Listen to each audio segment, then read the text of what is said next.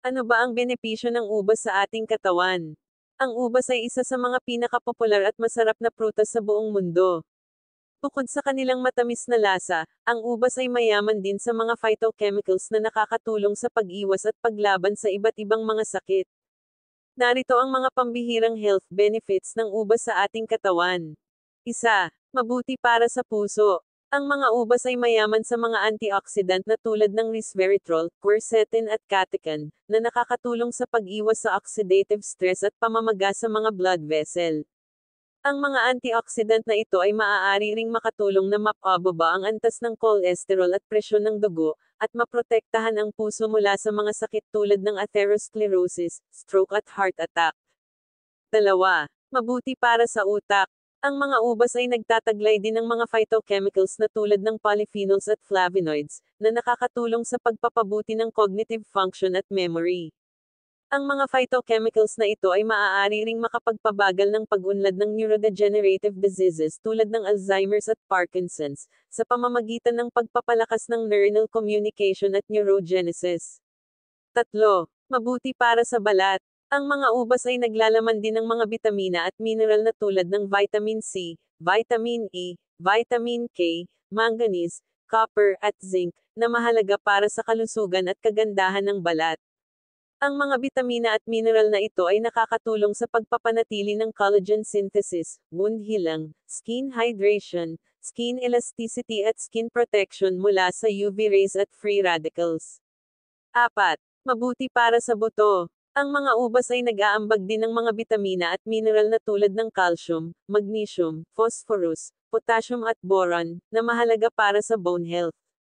Ang mga bitamina at mineral na ito ay nakakatulong sa pagpapanatili ng bone density, bone formation, bone mineralization at bone strength. 5.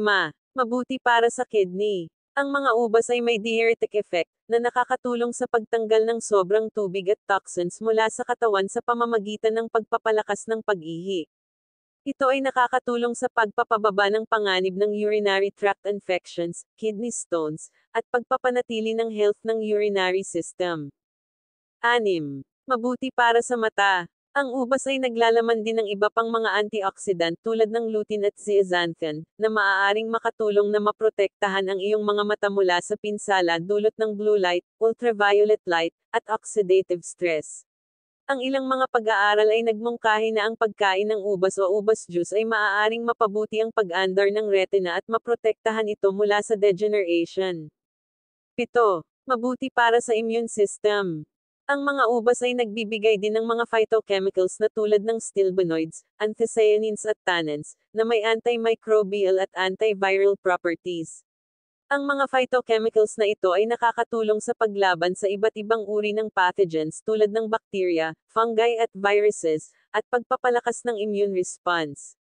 8. Nagbibigay ng hydration. Ang ubas ay binubuo rin ng tubig, halos 82% tubig upang maging eksakto. 1.